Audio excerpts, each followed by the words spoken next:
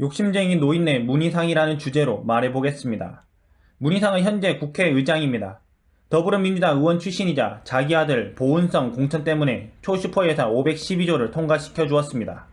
국가부채가 1700조에 육박한다고 하며 국가부채가 빠른 증가 속도를 나타나고 있는데 총선전 초슈퍼 예산 512조를 제1야당과 합의 없이 일방적으로 통과시켰습니다. 만일 자유한국당이 이랬다면 독재자니 불통이니 궤변을 늘어놓고 국정마비를 시켰을 것입니다.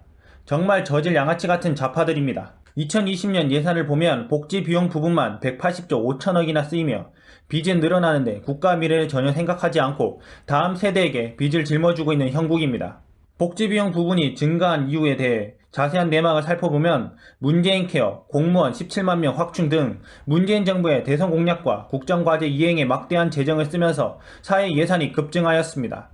이런 식으로 문재인과 좌파들의 총선 포퓰리즘 정책을 일괄적으로 진행하게 된다면 대한민국 경제의 미래는 없고 국가 부도가 분명히 날 것입니다. 그 중심에 문희상이 있었음을 우리가 똑똑히 기억해야 합니다.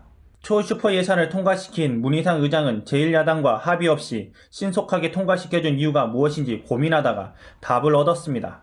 바로 자기 아들 지역구 세습을 위해 대한민국의 미래는 전혀 생각하지 않고 나라가 망해도 상관없다는 생각으로 신속하게 초슈퍼 예산 512조를 통과시켜준 것입니다.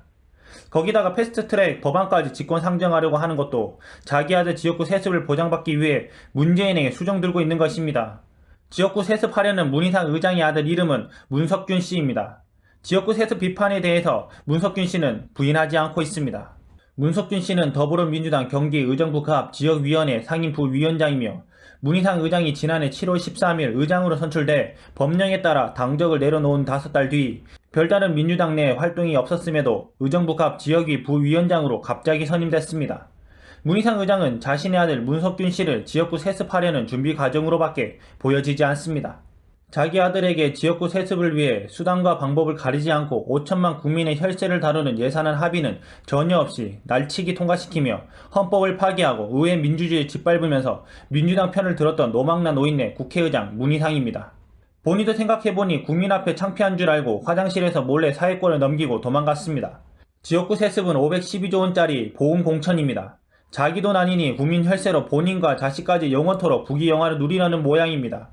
그런데 일말의 양심은 있어서인지 화장실을 간다고 거짓말하고 쪽팔려서 도망치는 거 보면 나이 처먹고 저러고 싶은가라는 생각도 듭니다. 우리 모두 자유민주주의 국가에서 지역구를 세습하는 일들 당장 사라져야 합니다. 일련의 사건들을 보면 좌파들의 자식 사랑은 정말 남다른 것 같습니다. 조국을 보면서 느꼈지만 문희상을 보면서 다시 한번 느꼈습니다. 더 웃긴 건 좌파들은 세습에 대해서 사회 정의에 벗어난 것처럼 시위하고 비판하면서 조국 문희상 사건에 대해서 목소리 내기는커녕 다들 입 다물고 있습니다. 세습이 싫다면 똑같은 잣대로 비판해야지 자기들이 싫어하는 집단이 세습하면 용서할 수 없고 자기들과 이해관계가 맞는 집단이 세습하면 너그럽게 눈 감아주는 짓들이 일반 국민들이 볼 때 과연 형평성이 있다고 보십니까? 이러니 내로남불 조로남불 소리 듣고 국민들로부터 신뢰를 받지 못하는 겁니다. 아버지가 국회의장 출신이라고 아들에게 지역구 세습하는 이런 썩어빠진 짓들에 대해 국민 모두가 하나가 돼 목소리를 내야 합니다.